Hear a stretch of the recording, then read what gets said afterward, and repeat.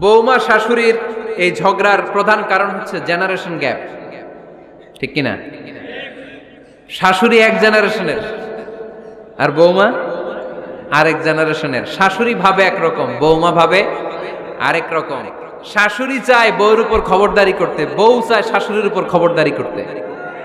এই ডমিনেটিং এর কারণে কিলাকিলি আছে না নাই? আহা, এটা ঠিক না। আমার শাশুড়ি মায়েরা যারা আছেন, প্রথমে শাশুড়ি দিয়ে শুরু করি। আমার মাইকের আওয়াজ যে ঘরগুলোতে যায়, আমার শাশুড়ি মাদেরকে বলবো, বউদের উপর অত্যাচার করবেন না। ছেলেরা প্রশ্ন করে, তোর কাছে তোর বউ বড় না আমি বড়? আছে না নাই? এটা একটা প্রশ্ন হইল। তোর বউ বড় না আমি বড়? দুইজনেই বড়। তো এক ছেলে সুন্দর উত্তর দিছে, আমার কাছে ভালো লাগছে উত্তরটা শুনে। এক মা প্রশ্ন করছে, তোর এতদিন আমি লালন পালন করে বড় করলাম, জীবন যৌবন তোর জন্য শেষ করলাম, আজকে বউ পাইয়া বউ তোর আপন হয়ে গেল? এবার ছেলে উত্তর দিছে, মা, আমার মুখ থেকে মা ডাক শোনার জন্য তুমি কি কষ্টটাই না করছো জীবনে। 10 মাস আমারে পেটে ধারণ করলা, খাইতে পারো নাই, বমি করছো, খালি ওষুধ খাইছো, তোমার পেট কেটে আমারে বের করা হয়েছে, 2 বছর আমারে দুধ খাওয়াইছো, পেশাব পায়খানা পরিষ্কার করেছো। বয়স যখন 3-4 তখন তোমার আমি মা ডাকছি, এই মা ডাকটা শোনার জন্য তুমি এত কষ্ট করছো। আর আরেকবারের মাইয়া এই ঘরে আইসাই তোমার মা ডাকা শুরু করছে। যেই মেয়েটা তোমারে মা ডাকে সে আমার আপন হবে না কেন মা? ঠিক কিনা? এই মা ডাক শোনার জন্য তুমি এত কষ্ট করলা, আমার লালন পালন করলা, 10 মাস পেটে ধরলা, পেশাব পায়খানা পরিষ্কার করলা, এরপরে মা ডাক শুনতে পারছো। আর আরেকবারের মেয়ে জানা নাই চিনা নাই এসেই তোমার ডাকা শুরু করছে মা। তো যে আমার মারে মা ডাকে তার স্থান তো আমার কলিজায়, ঠিক কিনা? শাশুড়ি আম্মারা যারা আছেন, প্লিজ বৌমাদেরকে কষ্ট দিয়েন না। অনেক শাশুড়ি আছে পান থেকে চুন খসলে রেগে যায়, পদে পদে স্ত্রীর ভুল ধরে, বউয়ের ভুল ধরে, আছে না নাই? এটা করবেন না। সে তো নতুন, আপনার অনেক এক্সপিরিয়েন্স হতে তার সময় লাগবে, তাকে সময় দিন, তাকে ভালোবাসুন, ঠিক কিনা? না বুঝে সামান্যতে বৌমারে বদদোয়া দেয়, এরকম আছে না নাই? কিন্তু বুঝতে চায় না, বৌমারে যদি বদদোয়া দেয় তাহলে তার নিজ ছেলের পরিবারের ক্ষতি, পেটে ধরা যে ছেলে, ছেলের পরিবারের কিন্তু ক্ষতি, তার আপন নাতি নাতনিদেরই ক্ষতি। আওয়াজ করে বলেন ঠিক কিনা? বৌমাকে বদদোয়া দিয়েন না। বৌমাকে নিজের মেয়ের মতো দেখবেন। সমাধান আমি দিচ্ছি। কেমন দেখতে হবে? নিজের মেয়ের মতো। নিজের মেয়ে সকালে ঘুম থেকে ওঠে 11টা, ওইটা সমস্যা নাই। বৌমা কেন উঠলো না, ওইখানেই ঝামেলা, আছে না নাই? মেহেরবানি করে আপনার বৌমাকে আপনার নিজের মেয়ের মতো দেখেন। নিজের মেয়েরে যেমনি আদর করেন তাকেও অমনি আদর করেন। আপনার বৌমারে যদি আপনি কষ্ট দেন, মনে রাখবেন আপনার নিজের মেয়েটাও আরেকবারের বউ হয়ে কয়েকদিন পরে যাবে। আপনি যা যা করবেন আপনার মেয়েকেও তারা ওই রকম কষ্ট দিয়ে বাড়িতে ফিরিয়ে দিবে। চিল্লায় বলেন ঠিক কিনা? খবরদার, টিট ফর ট্যাট। ইট্টি মারলে পাটকেলটি খেতে হয়। এজন্য শাশুড়ি আম্মা জানারা যারা আছেন, বৌমার সাথে খারাপ আচরণ করবেন না মেহেরবানি করে। তাকে আপনি কষ্ট দিলে আপনার নিজের মেয়েটাও আরেক বাড়ির বৌমা হবে, সেও ওই বাড়িতে এই কষ্টগুলো ভোগ করবে। এগুলো যখন আপনি শুনবেন তখন আপনার চোখ দিয়ে পানি পড়বে কি পড়বে না? পড়বে। এবার আসেন বৌমার কথা বলি। বৌমা যারা আছেন মেহেরবানি করে, বৌমা যারা আছেন মেহেরবানি করে আপনার শাশুড়ি আম্মাকে নিজের মায়ের জায়গায় রাখবেন। আপনার বাড়ি ছেড়ে নতুন বাড়িতে আসছেন, তো এটাই তো আপনার বাড়ি। আপনার মা রেখে দিয়ে নতুন মা পাইছেন, এটাই তো আপনার মা। তো ওনাকে মায়ের জায়গায় বসাতে আপনার সমস্যাটা কোথায়? বৌমারা খেয়াল রাখবেন, আপনি আপনার শাশুড়ির সাথে যে আচরণটা করতেছেন, আপনার শেষ বয়সে আপনার ছেলের বিয়ে দেওয়ার পরে যে বৌমাটা আসবে ওই আচরণই আপনাকে ফিরিয়ে দিবে। The nature has its own return.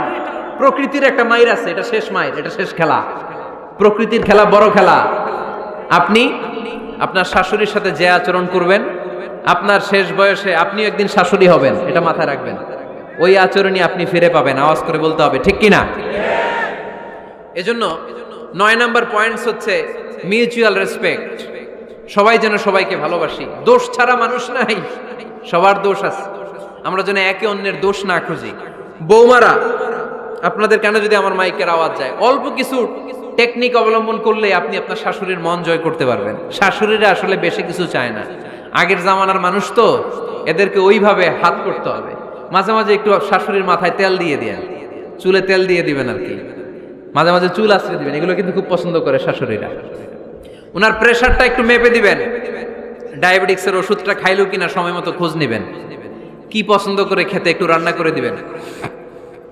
যেই বক্তার ওয়াজ শুনতে পছন্দ করে ওই বক্তার ওয়াজগুলো ডাউনলোড করে শাশুড়ি আম্মাকে দিবেন, ইসলামী বই দিবেন। দেখবেন বয়স্ক নারীরা মাহফিল যেতে খুব পছন্দ করে, ওয়াজ শুনতে খুব পছন্দ করে, নবীদের কাহিনীগুলো শুনতে পছন্দ করে। বসায় বসায় একটু কাহিনীগুলো শোনাবেন। বাইরে বেরোলে জিজ্ঞেস করেন, আম্মা আপনার কিছু লাগবে কিনা। আর একটা টিপস আছে, চুল যখন আশ্রাবেন আর শাশুড়ির মাথায় যখন তেল দিয়ে দিবেন, তখন অতীতের কথা জিজ্ঞেস করেন, দেখবেন অতীতের স্মৃতিতে হারিয়ে গিয়েছে আপনার শাশুড়ি। কি জিজ্ঞেস করবেন জানেন? জিজ্ঞেস করবেন, আম্মা জান, মুক্তিযুদ্ধের সময় আপনার বয়স কত ছিল? ওই সময় মুক্তিযুদ্ধের সময় আপনাদের এলাকায় কি কি হয়েছিল মা? আরেকটা প্রশ্ন করবেন, মা বিয়ের সময় আপনি কেমন ছিলেন? ওই দিন দেখবেন বুড়ি আর বুড়ি নাই, জুয়ান হয়ে গেছে। ওই দিন বলবে, মা আমি অনেক সুন্দরী ছিলাম, আমার মাথায় অনেক চুল ছিল, আজকে নাই। আমগো গ্রামে আমার চাইতে সুন্দরী মাইয়া ছিল না। অতীতের স্মৃতিতে, স্মৃতি হাতরাতে হাতরাতে তিনি হারিয়ে যাবেন। জিজ্ঞেস করবেন যে, মা শীতকালে আপনাদের দেশে কি পিঠা বানাতেন আপনি যখন ছোট ছিলেন, আপনার বাপ চাচারা কি করতো? এগুলো জিজ্ঞেস করলে উনি স্মৃতির পাতা হাতরাতে হাতরাতে চোখ দিয়ে দাঁড় দাঁড় করে ওনার পানি ঝরতে শুরু করবে। আপনার জায়গায়, ওনার হৃদয়ের মনি কোঠায় এমন জায়গায় পৌঁছবে, আপনার ছাড়া উনি কিছুই বুঝবে না। বৌমারা, এই অল্প কিছু টিপস অবলম্বন করে আপনারা আপনাদের শাশুড়ির মনকে জয় করতে পারেন। শাশুড়ি বৌমার দ্বন্দ্ব আমরা চাই না, আমরা চাই শাশুড়ি বৌমাকে নিজের মেয়ের মতো জানো, আর বৌমার শাশুড়িকে আপন মায়ের মতো ভালোবাসুক, ঠিক কিনা?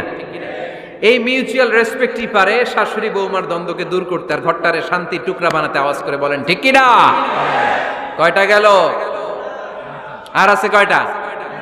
দোয়া করবেন একে অপরের জন্য। দোয়া, সাইয়েদনা ইব্রাহিম ফ্যামিলির জন্য দোয়া করতেন, রব্বি জাআলনি মুকিমাস সালাতি ওয়া মিন যুররিয়াতি রব্বানা ওয়া তাকাব্বাল দুআ।